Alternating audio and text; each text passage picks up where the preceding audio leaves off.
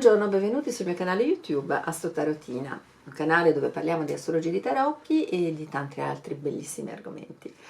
Oggi metteremo in relazione i 4 portali energetici dell'anno, due equinozi e 2 solstizi, collegati in astrologia alla croce dei segni cardinali, ossia l'Ariete, il Cancro, la Bilancia e il Capricorno. Quindi questi 4 portali energetici con la loro simbologia e il loro messaggio li metteremo in correlazione con gli arcani maggiori dei tarocchi di Marsiglia e suggerirò anche una breve pratica legata a questi momenti. Come sempre, questi che io vi do sono dei suggerimenti e poi sta a voi, se vi interessa, approfondire, fare le vostre ricerche, oppure se avete bisogno di maggiore informazione contattatemi.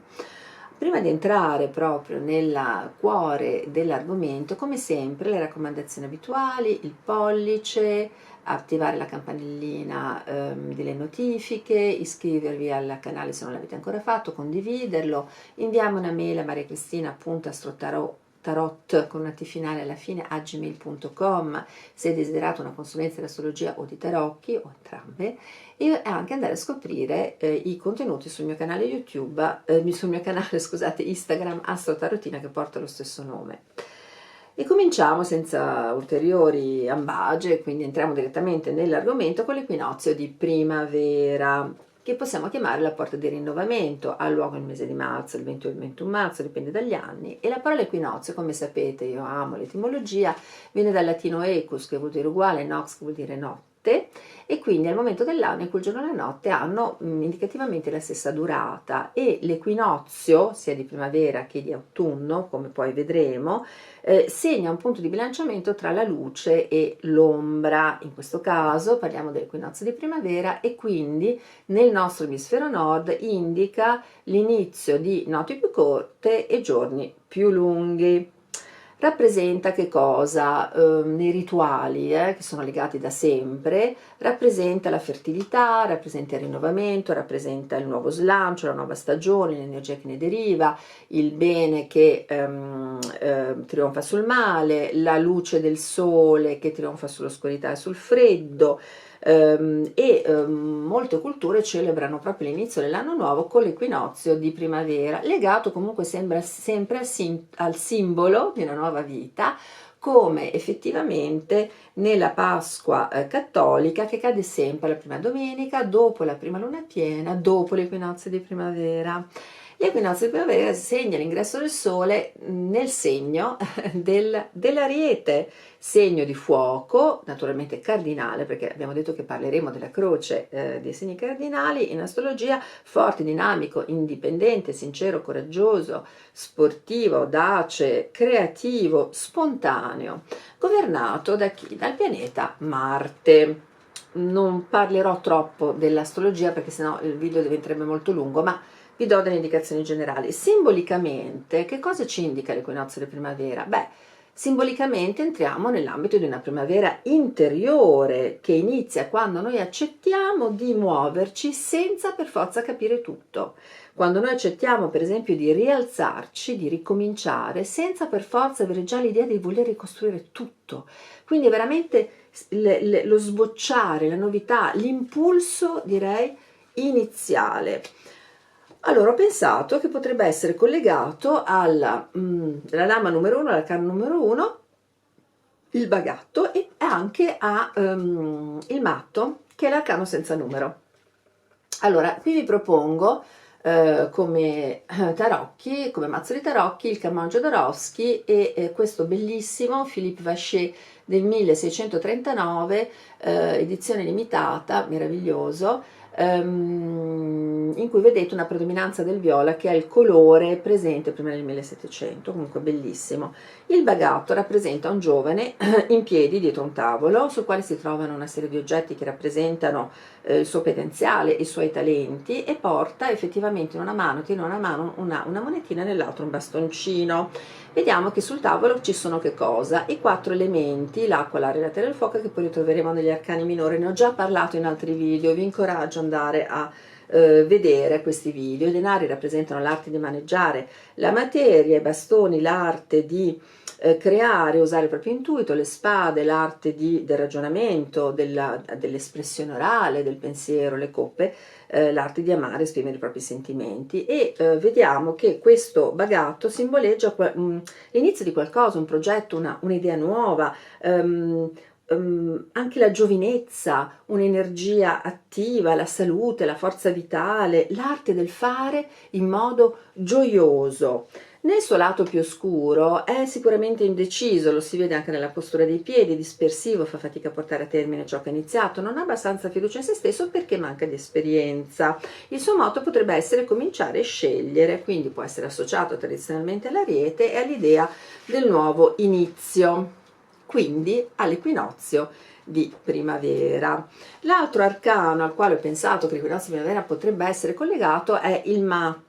Ora, il matto, come sappiamo, non ha numero, rappresenta un viaggiatore che cammina in maniera disinvolta, con fede perché non guarda dove mette i piedi, è l'unica carta veramente che si muove nei tarocchi di Marsiglia, negli arcani maggiori ad ogni modo, e poi tiene un bastone in una mano e porta su una spalla un fagotto ed è spinto da un animale che lo morde, cioè i suoi istinti, i suoi desideri. È veramente un viandante, un viaggiatore, è un avventuriero. L'unica cosa che può fare è veramente andare avanti, anche se non sa dove lo porterà, e per questo ho pensato di legarlo all'equinozio di primavera, perché ci indica veramente la fede, lo spirito di energia, di libertà, la voglia di avventura, osare avventurarsi in territori sconosciuti, liberi da ogni vincolo, da ogni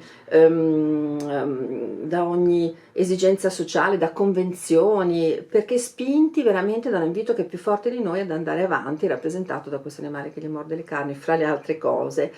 Ma questa libertà può trasformarsi anche in un'assenza totale di limiti, portando alla dispersione, al caos, all'anarchia, persino alla follia. Nella sua parte più scura, infatti, può indicare la persona che non sa dove sta andando perché si è persa, oppure la persona che non vuole affrontare le situazioni e quindi fugge, o ancora che non ascolta nessuno, oppure che non sa quando è il momento giusto per fermarsi perché rimane fissa sulle sue idee. Il motto che potrebbe contraddistinguerlo è cammino senza paura. Tutto è da scoprire, questo lo collego veramente all'equinozio di primavera, perché tradizionalmente sappiamo che è collegato Urano all'Acquario, ma perché no, effettivamente anche a questo periodo dell'anno e all'Ariete, con l'idea proprio di avanzare verso l'ignoto. Come pratica, che cosa vi suggerisco? Allora, per quanto riguarda la pratica di visualizzazione e di meditazione attraverso i tarocchi di Marsiglia, vi rinvio a un video che è già stato girato, che è già pubblicato nel momento in cui sto girando questo, in cui parlo proprio della combinazione fra la pratica della meditazione, la tecnica della visualizzazione, il processo di introspezione, applicate ai tarocchi di Marsiglia, perché non gli arcani maggiori, soprattutto perché portano dei simboli molto forti, molto potenti attraverso gli oggetti, le figure, i colori, le linee, ma anche gli arcani minori. Comunque, quindi in questo video vi spiego, o vi do, spiego, cioè vi do quelle che sono le mie considerazioni, che sono i miei consigli per poter effettuare delle meditazioni che aiutano tramite la visualizzazione degli arcani maggiori come dire, a conoscerci meglio, più in profondità, e quindi ci aiutano al nostro sviluppo personale, quindi di nuovo ci aiutano a percorrere il nostro cammino nella più grande libertà. Quindi scegliete una di queste due carte, o il bagatto o effettivamente il matto, e poi potete porvi due domande. Per esempio, scelgo di nascere per trovare la risposta, meditare su questo, oppure cosa sono disposta ad osare senza alcuna garanzia, senza alcuna garanzia.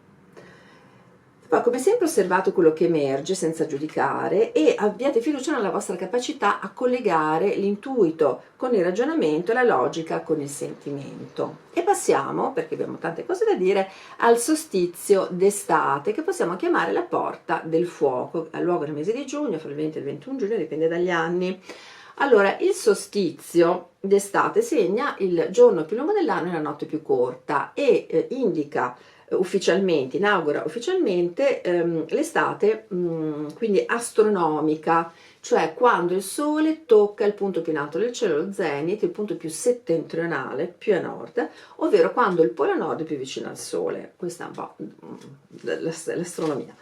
Allora, sapete che amo l'etimologia, quindi la parola solstizio viene dal latino solstare, quindi il Sole sembra che stia, che si fermi nella sua posizione nel cielo più a lungo senza voler tramontare, per poi cambiare direzione, e in questo caso quindi solstizio d'estate nel nostro emisfero nord indica il passaggio dalla luce progressivamente verso l'oscurità. Allora viene celebrato con feste, rituali e danze da sempre, che riflettono la connessione spirituale che la luce del sole ha nel momento in cui poi arriva sulla terra e quindi feconda la terra, per cui è legata a dei principi di fecondità e di abbondanza. La vitalità del fuoco sicuramente è uno dei simboli più forti e rappresentativi, proprio perché ci dà quest'idea della forza della luce del sole che si contrappone alla minaccia dell'oscurità.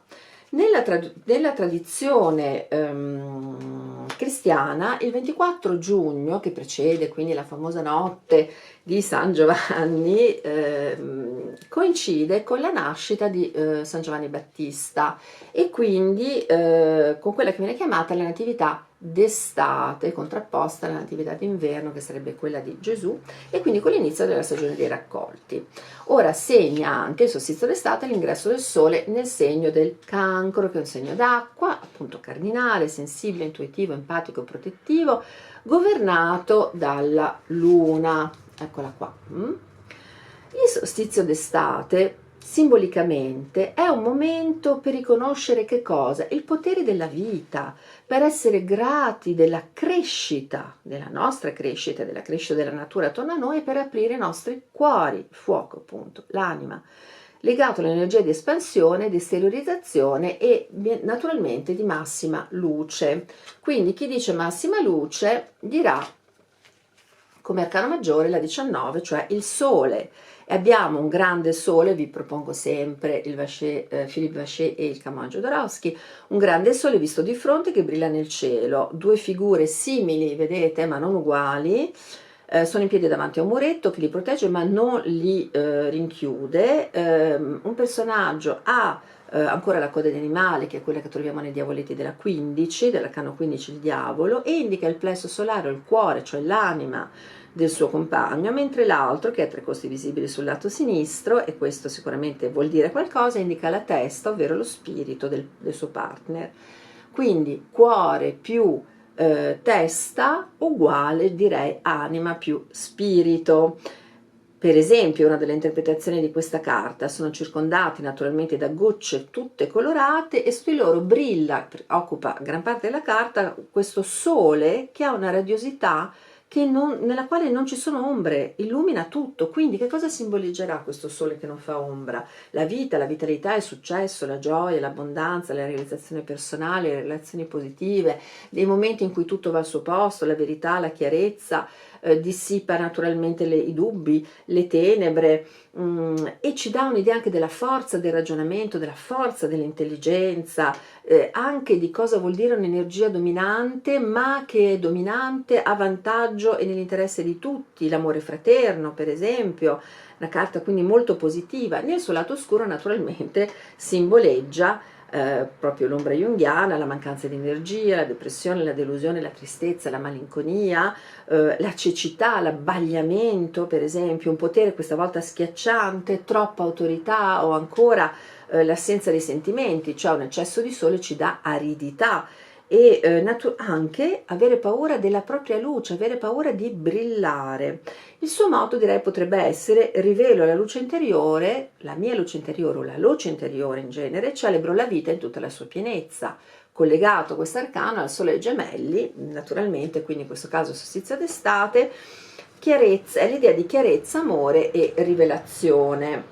Allora, la pratica, sì, vi dimostro le carte. La pratica che vi suggerisco è proprio visualizzando, guardando, dopo aver respirato profondamente, essere entrati in uno stato leggermente, naturalmente meditativo, di porvi la domanda: sono pronta a dimostrare chi sono diventato?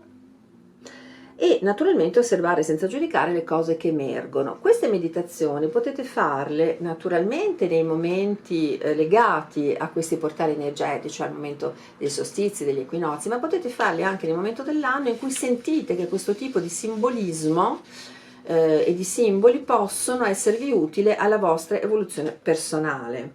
Passiamo all'equinozio d'autunno. L'equinozio d'autunno, quindi non sto a ridirvi quello che abbiamo detto sui valori generali dell'equinozio di primavera, comunque vi ricordo molto molto velocemente che segna un punto di bilanciamento appunto fra notte e giorno che hanno più o meno la stessa durata in questo momento dell'anno. Ma nel nostro emisfero nord l'equinozio di autunno segna una transizione verso che cosa? Notti più lunghe, giorni più corti, cioè le temperature lentamente scendono, per esempio, e le foglie cominciano a cadere. Si celebra nei riti che cosa? Sono riti di ringraziamento per il raccolto, sono riti anche introduttivi di preparazione all'inverno, al freddo, e nella Grecia antica il mito di Persefone rapita da Ade che si innamora e la porta così negli inferi mi fa pensare proprio a questo. La madre Demetra, che è la divinità, la dea dei raccolti, triste per la scomparsa della figlia, non permette più la fioritura, quindi non c'è più luce sulla terra, non c'è più nulla da mangiare, l'umanità è piombata nell'oscurità, nel freddo, nella tristezza e nella fame anche, ma questa situazione troverà una soluzione grazie all'intermediazione di Zeus, per cui Zeus troverà questa soluzione che è Persefone per 6 mesi all'anno rimarrà negli inferi con il marito Ade, e quindi sulla terra avremo l'autunno e l'inverno e per gli altri 6 mesi dell'anno invece ritornerà sulla terra con la madre Demetra, dando luogo quindi alla primavera e l'estate, e quindi questo mito ci spiega ci racconta della successione e l'avvicendarsi delle stagioni. Subito prima dell'equinozio, di questo equinozio, abbiamo la luna piena del raccolto, harvest moon in inglese, che illumina i campi con la sua luce, una luce fulgente, dando una volta la possibilità agli uomini, alle donne, insomma all'umanità, all'essere umano, di lavorare fino a tarda notte. Allora, l'equinozio di autunno segna l'ingresso del sole nel segno della bilancia, segno d'aria, anche questo cardinale naturalmente, armonioso, elegante, diplomatico, equilibrato, amante della bellezza, della cultura, della giustizia, governato da Venere. Anche qui passo velocemente, troverete altri video sull'argomento. Simbolicamente all'equinozio d'autunno non ci limitiamo in realtà al raccolto. L'equinozio d'autunno simbolicamente ci indica che noi possiamo, con occhio lucido, bilancia un segno d'aria, con occhio lucido possiamo distinguere ciò che è cresciuto da ciò che non è cresciuto, ciò che è vero da ciò che è illusorio. Possiamo lasciare andare, questa è una forza veramente, lasciare andare oggi ciò che poi diventerà l'humus per la nostra rinascita, quindi in primavera, l'altro equinozio, per cui porta simbolicamente l'idea di bilancio, di distacco, di trasformazione dei frutti raccolti, e spontaneamente andiamo a parlare nei tarocchi dell'arcano maggiore 8. L'ottavo arcano maggiore, la giustizia, raffigura una donna seduta che tiene una spada nella mano destra e una bilancia nella mano sinistra, e vediamo, seguendo il senso, la direzione di lettura dei tarocchi, che pensa, riflette, taglia ciò che non è più necessario, lo pesa per poi prendere una decisione, fare una scelta. È una carta di scelta, come esattamente fra le altre cose la bilancia. È un'immagine di una mente rigorosa, seria, che rappresenta una posizione giusta, la rettitudine, un atteggiamento equo, un'etica personale. E perché questo? Per la ricerca di armonia. Questo è anche l'idea della bilancia, una ricerca di armonia personale, naturalmente, prendendo il tempo di farlo. Infatti la figura è seduta per trovare appunto la calma, la pace. Quindi che cosa vuol dire? Mettersi in discussione, certo, ma per fare cosa? Per portare ordine, per portare armonia, altra parola chiave nella nostra vita. e questo impegnandoci in un percorso rigoroso a iniziare qualcosa di nuovo su basi solide. Nel suo lato oscuro, infatti, questa carta porta a un blocco, una rigidità, un giudizio troppo severo, una ricerca eccessiva di perfezione, di assolutezza, che ostacola poi il processo decisionale. E quindi come motto io sceglierei: prendo le mie responsabilità e scelgo. Prendo le mie responsabilità e prendo una decisione. Quindi questo è un arcano che è abbinato al segno della bilancia, associato al segno della bilancia con l'idea dell'equilibrio, del discernimento della verità, associato a loro volta all'equinozio di primavera. E come pratica, quindi vi dimostro le carte, io vi suggerisco pratica che unisce meditazione, visualizzazione e introspezione, di rispondere alla domanda: cosa ho coltivato? Cosa ho coltivato? E poi osservare senza giudicare con fiducia ciò che emerge da questa meditazione. E terminiamo il nostro viaggio attraverso i 4 portali con il solstizio d'inverno, che potremmo chiamare la porta dell'interiorità, che ha luogo in dicembre, 20-21 dicembre, e che segna nel nostro emisfero nord la notte più lunga e il giorno più corto.